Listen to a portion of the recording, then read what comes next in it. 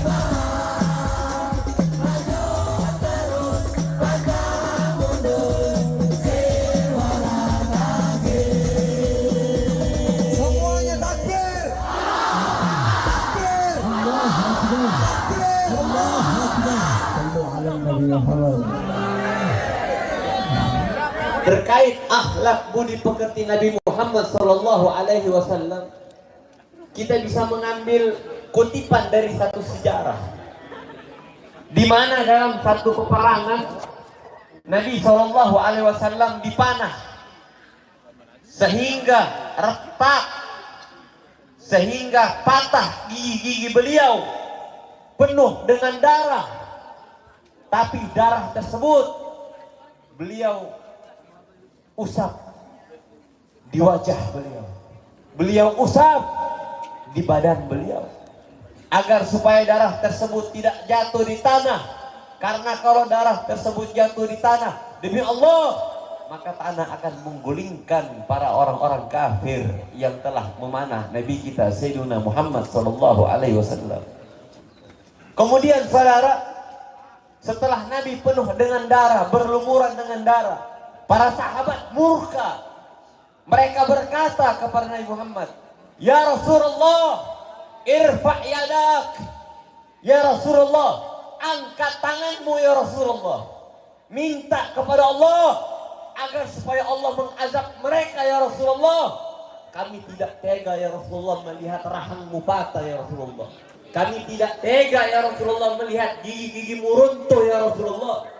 Angkat tanganmu, minta kepada Allah agar Allah hancurkan mereka orang-orang kafir ya Rasulullah. Nabi Muhammad pun mengangkat tangannya. Apa ucapan Nabi Muhammad? Apa doa Nabi Muhammad? Beliau berkata, Allahumma hdi qaumi fa innahum la ya'lamun. Allahumma hdi qaumi fa innahum la ya'lamun. Allahumma hdi qaumi fa innahum la ya'lamun. Ya Allah, berikanlah hidayah. Ya Allah, berikanlah taufik kepada kaumku ya Allah, kepada umatku ya Allah, karena mereka orang-orang bodoh, karena mereka tidak mengerti ya Allah. Dengan akhlak budi pekerti tersebut turunlah ayat yang dimana ayat tersebut banyak dinukil oleh para ulama.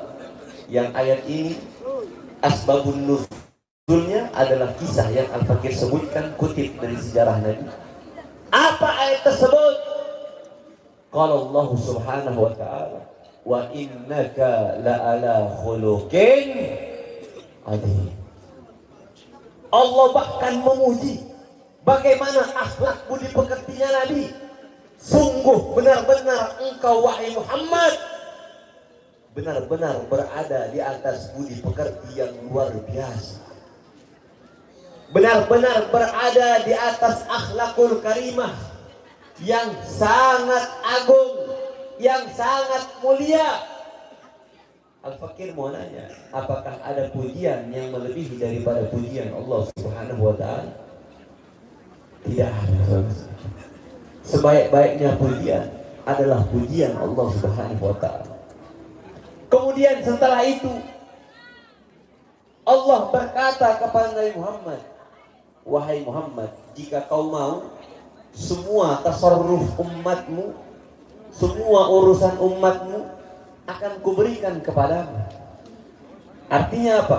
Saking cintanya Nabi Muhammad kepada umatnya, sampai-sampai Allah ngomong begini ke Nabi Muhammad, wahai Muhammad, semua urusanmu, semua urusan umatmu, ajal mereka sungguh telah ada di tengah-tengah kalian sosok yang berada di dalam diri Nabi kita Sayyidina Muhammad sallallahu alaihi wasallam, uswatun hasanah, budi pekerti yang begitu luar biasa, yang harus diidolakan, yang harus diikuti.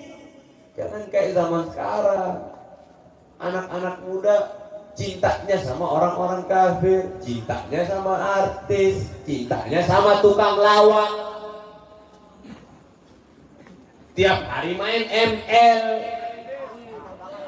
Betul apa kagak itu? Waduh, apalagi yang main judul tuh. Kacau nggak? Kacau tidak? Semoga Allah berikan hidayah. Semoga Allah berikan taufik. Nah, makanya yang main slot, yang main judol, yang biasa ML-ML-an, kudu dengar nih hadis yang diriwayatkan oleh Imam Bukhari dan Imam Muslim. Apa kata Nabi sallallahu alaihi wasallam? Igtanim khamsan qabla khamsin.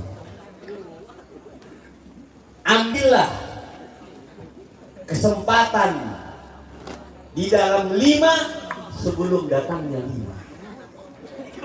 Apa itu? Syababaka qabla haramika. Ambillah kesempatan di masa mudamu sebelum datang masa tuamu. Sungguh kasihan orang-orang yang di masa tua yang hanya mendapatkan rambut putih. Kira-kira rugi kagak orang-orang tua yang cuma mendapatkan rambut putih? Rugi kagak? Mau nggak jadi begitu? Mumpung masih muda, ambil kesempatan, kata Nabi. Syababaka qabla haramika. Masa mudamu sebelum datang masa tuamu. Sungguh rugi orang yang berkata di dalam syairnya, sungguh menyesal orang yang berkata di dalam syairnya, laita syababu ya'ulu yauman sa'ukhbiruhu bima fa'alal masyibu. Seandainya masa muda bisa kembali walaupun cuma sesaat, maka akan kuberikan dia kabar apa yang harus dia kerjakan agar supaya dia bisa menuai apa yang akan datang di masa tuanya. Kira-kira orang kalau main ML-an terus, rambut udah putih, itu dapat duit kagak, dapat bini kagak, dapat rumah kagak, dapat harta kagak, rugi apa rugi? Apalagi yang main judi, apalagi yang main slot, kacau nggak tuh? Semoga Allah kasih hidayah. Jadi yang main slot, yang main judol, yang main ML, mulai sekarang ambil kesempatan masa mudamu, tinggalkan hal-hal yang sekiranya bisa merusak masa tuamu. Ini kira-kira insya Allah bisa diamalin kagak ini? Insya Allah bisa diamalin kagak? Ini anak-anak muda ini luar biasa semangatnya. Ini jangan sampai pudar nih semangat begini. Ini semangat juang daripada sahabat Nabi kita Sayyidina Muhammad sallallahu alaihi wasallam. Al-Fakir tadi melihat begitu senangnya, begitu girahnya kalian melihat orang soleh ketika datang. Imam Syafi'i pernah berkata, Nanti kita lanjutin hadis tadi. Karena Al-Fakir lihat tadi begitu himmahnya, begitu semangatnya daripada para pemuda di kampung ini. Insya Allah kampung ini penuh dengan berkah. Insya Allah kampung ini semua rakyat-rakyatnya, semua masyarakatnya, pemudanya, orang tuanya, sepuhnya, semuanya mendapatkan inayah taufik dari Allah Subhanahu wa ta'ala. Amin ya rabbal alamin. Karena begitu cintanya kepada orang soleh. Saya mau nanya, kira-kira kita ini orang soleh bukan? Bukan.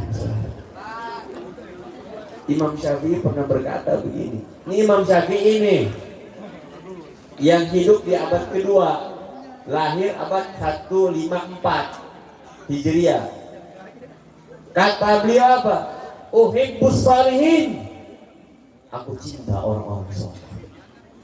Walastu minhum, tapi aku bukan bagian dari mereka. La'alla an anala bihim syafa'ah. La'alli an anala bihim syafa'ah. Siapa tahu diriku bisa mendapatkan pertolongan syafaat mereka kelak di akhirat karena kecintaanku kepada mereka. Kita bukan orang soleh, tapi siapa tahu dengan melihat orang soleh, dengan gembiranya kalian atas kehadiran orang soleh, duduknya kalian di malam yang mulia ini dengan orang soleh, itu kelak akan menjadi syafaat pertolongan di akhirat. Insya amin ya rabbal alamin. Kemudian kita lanjutkan hadis tadi. Kata Nabi, ambil kesempatan yang pertama, masa muda sebelum datang masa tua. Kasihan orang yang cuma dapat rambut putih, itu biasanya ML-an mulu, itu kacau itu begitu tuh. Makanya bagi yang masih seperti itu, coba berhenti pelan-pelan. Insya Allah dengan berhenti kerja yang baik, cari nafkah, berbakti kepada kedua orang tua, atau enggak ambil waktu itu untuk menuntut ilmunya Allah Subhanahu wa ta'ala. Kemudian kata Nabi yang kedua, wasihhataka qabla saqamika. Ambil kesempatan di masa sehatmu sebelum datang masa sakitmu. Dulu di zaman Romawi ada satu raja namanya Bahron Jomi. Dia punya penyakit. Penyakitnya dia itu nggak bisa kentut. Penyakitnya apa? Nggak bisa kentut. Kalau nggak bisa kentut kan perutnya kembung kagak? Kembung. Kalau udah kagak bisa kentut ya berarti kagak bisa buang air. Akhirnya dia kumpulin tuh tabib-tabib. Dia kumpulin tuh semua dokter-dokter. Siapa yang bisa sembuhin gua? Gua kasih setengah dari harta gua. Semua tabib. Nggak ada yang bisa sembuhin. Akhirnya dia bilang, siapa yang bisa sembuhin penyakit gua kasih seluruh harta gua. Tabib dari segala macam penjuru dunia datang. Kemudian berusaha nyembuhin, tapi nggak bisa sembuh. Akhirnya dia mati karena kagak bisa kentut. Artinya apa? Kentut aja ada nih nikmat di situ. Makanya ambil kesempatan. Kesempatan apa? Masa sehatmu sebelum datang masa sakitmu. Begitu berharga kesehatan, saudara-saudara. Tahu nggak bagaimana cara biar kita sehat? Jadi dulu di Afrika, dulu namanya Habasyah. Ketika para sahabat mereka hijrah ke Habasyah, atau bahasa sekarang ke Afrika, itu para dokter-dokter di Habasyah, mereka itu heran, kenapa kok para sahabat ini nggak pernah sakit? Akhirnya mereka nanya, Apa yang kalian lakukan sehingga kalian ini nggak pernah sakit selama kalian menginjakkan kaki di Habasyah? Dijawab sama mereka, karena Nabi kita, pembimbing kita, guru kita Nabi Muhammad mengajarkan kita tidak pernah makan sampai kenyang. Jadi obat dari segala obat, jangan pernah makan sampai kenyang. Makan secukupnya, jangan terlalu overpower. Coba lihat orang yang kegemukan banget, itu biasanya cepat nggak gemutnya? Off-nya cepat gak? Cepat offline-nya. Oleh karena itu makan secukupnya, itu obatnya. Kemudian yang ketiga kata Nabi, apa kata Nabi? Wa ginaka qabla fakrika. Wa ginaka, dan masa luasmu, masa kayamu, masa diberikan keluasan oleh Allah Subhanahu wa taala, ambil kesempatan di situ. Manfaatkan sebesar-besarnya sebelum datang masa fakir. Wa faragika qabla syughlika, dan ambil kesempatan masa luangmu sebelum datang masa sulitmu, sebelum datang masa sibukmu. Kemudian yang terakhir kata Nabi, wa hayataka qabla mautika, ambillah kesempatan di kehidupanmu sebelum datang kematianmu. Terakhir, sebelum Haibana Bahar bin Ali bin Smith beliau menyampaikan tausiah, ada satu hadis yang luar biasa yang Al-Fakir baca di kitab Mustadrak karangan Imam Hakim. Nabi SAW beliau bersabda, "Ish masyikta fa innaka mayyitun." Hidup selalu, bodoh amat. Lu mau jadi bajingan, lu mau jadi orang baik, terserah kata Nabi. Tapi ingat, fa innaka mayyitun, ente semua bakal mati. Wa ahbib man ahbabta, cintai apapun yang kau mau, baik itu perempuan, tahta, pangkat, jabatan. Tapi ingat, lu pasti bakal berpisah. Emang ada orang dikuburin terus pangkatnya ke bawah? Ada kagak? Hartanya ke bawah? Ada kagak? Gak ada. Wa'mal masyita, kerjakan apapun, selalu. Lu mau zalimin orang kek, lu mau tipuin orang kek, tapi ingat, fa innaka mujziyun bih, tapi ente bakal dibalas terhadap apa yang kau lakukan. Kama tu'ashir tu'ashar, sebagaimana kau memperlakukan manusia, begitu juga kau akan diperlakukan oleh manusia. Insya Allah ini bisa bermanfaat untuk anak-anak muda, khususnya para PHB ya. Semoga semangatnya tambah tinggi ya.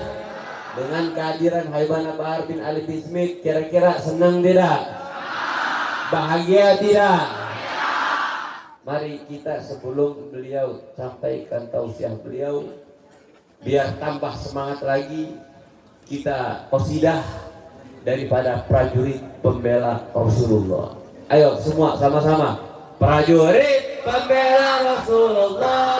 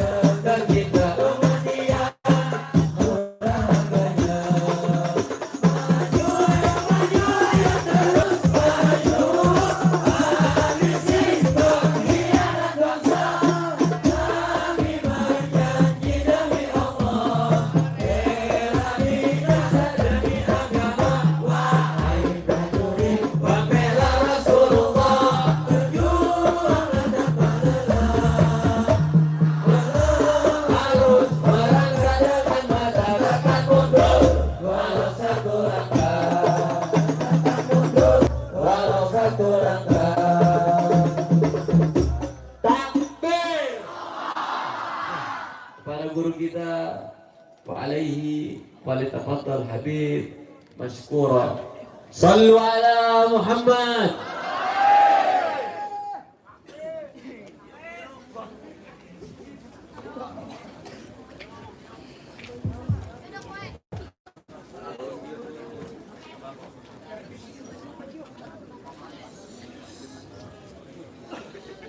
Assalamualaikum warahmatullahi wabarakatuh.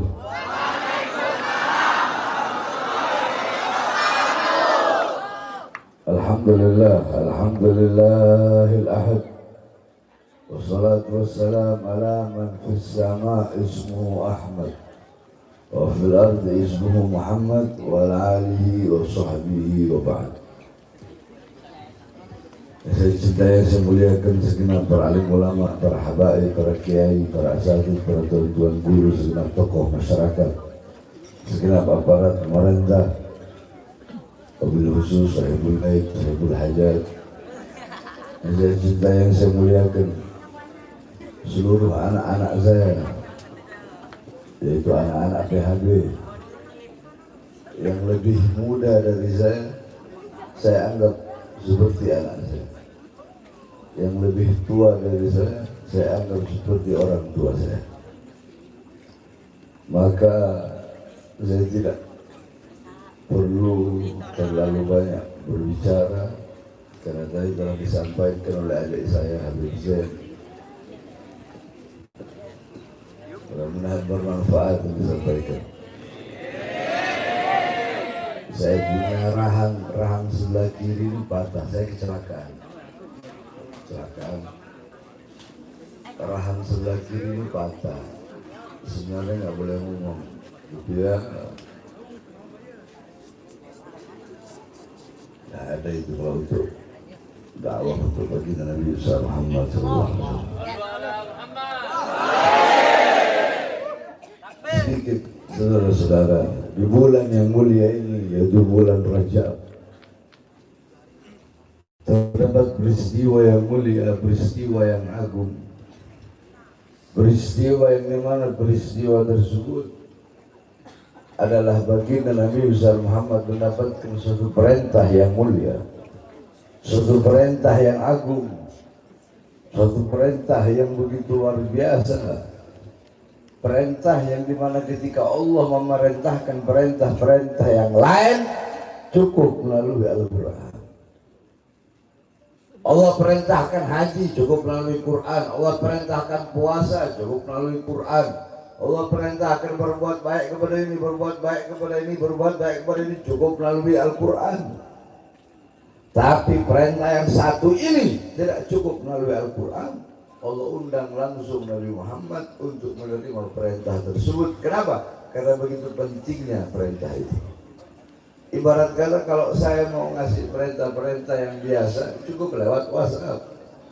Tapi kalau mau ngasih perintah yang penting, kamu datang menghadap kepada saya. Kan begitu. Wah. Iya kan?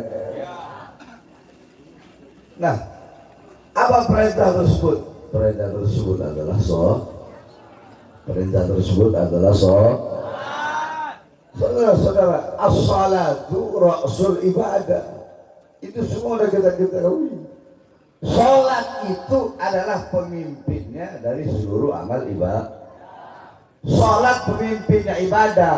Salat itu kepalanya ibadah. Salat itu pimpinannya ibadah. Baik buruknya amal ibadah itu tergantung salat, bukan tergantung amal ibadah yang lain. Kenapa? Karena as-salat ra'sul ibadah. Salat itu kepalanya ibadah. Baik buruknya amal ibadah tergantung salat. Sempurna atau tidaknya tergantung salat. Ada komika ya. Siapa namanya Panji ya, atau siapa itu di Netflix itu. Lucu aja, betul? Betul? Kalau mau ngelawak aja, betul? Kalau mau melucu aja, betul?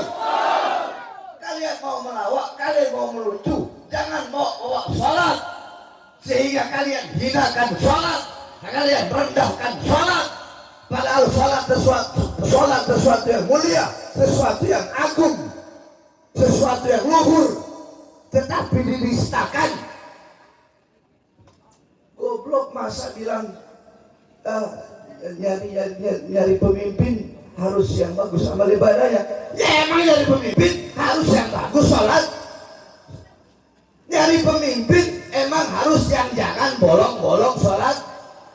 Nah sekarang kalau pemimpin sholatnya bolong-bolong, yang dipimpin nggak sholat semua, betul? Betul? Kok bisa? Idza taghayyara ru'us taghayyarat mar'us. Kalau yang dipimpin rusak, kalau pemimpinnya rusak, maka yang dipimpin pun akan ikut rusak. Jadi kau Panji, saya kasih nasihat sama kau. Kau jaga kau punya mulut, ya. Bagus kau kritik pemerintah, ya. Itu menjadi pembelajaran bagi pemerintah. Tapi awas, ada adab, ada akhlak. Jangan kau bawa agama, jangan kau bawa sholat untuk kau bercandakan, untuk jadi bahan candaan, untuk jadi bahan tawaan. Biadab, kurang ajar.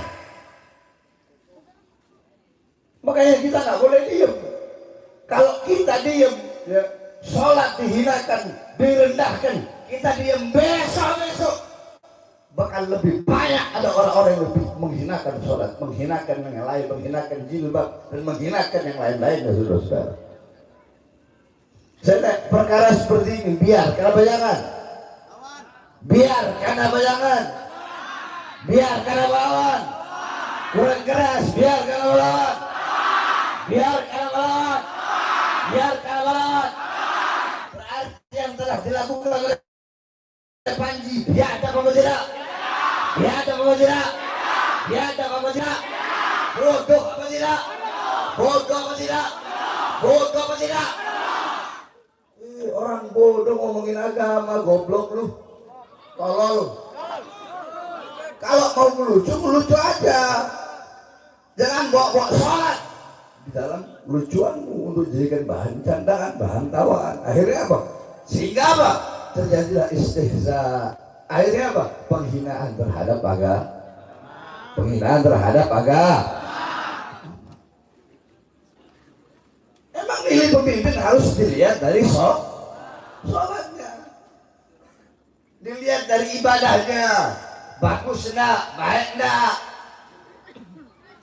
Kalau sholatnya sempurna, yang dipimpin bakal sempurna.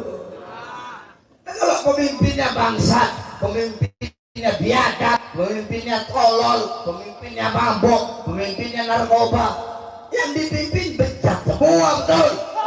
Betul? Betul? Makanya dari pemimpin harus yang pertama, yang benar akhlak, yang baik akhlak, yang bagus budi pekerti, yang mengerti agama. Yang ngerti agama aja korupsi haji gimana sih? Dan haji dikorupsi, bukan lagi urusan dunia, bukan lagi jembatan yang dikorupsi, bukan lagi jalan yang dikorupsi. Dana haji, urusan syariat, urusan agama, berani dikorupsi, berani dimakan. Mau jadi apa saudara-saudara? Oleh karena jaga kau punya sholat, perhatikan kau punya sholat. Baik buruknya amal ibadahmu tergantung sholat. Bagus buruknya amal ibadahmu tergantung sholat. Baik buruknya budi pekerti yang ada di rumahmu tergantung daripada sholat. Ada atau tidaknya cahaya iman dan cahaya Islam dalam rumahmu tergantung daripada sholat. Ada atau tidaknya lantunan Al-Quran dalam rumahmu tergantung daripada sholat. Ada atau tidaknya syariat, ada atau tidaknya akhlak, ada wara, khauf, khasyah, zuhud, ibadah, qanaah, itu ada dalam rumahmu menjadi cahaya bagi tetanggamu, bagi masyarakatmu. Itu semua bisa ada. Itu semua bisa ada. Jadikan itu semua dengan apa?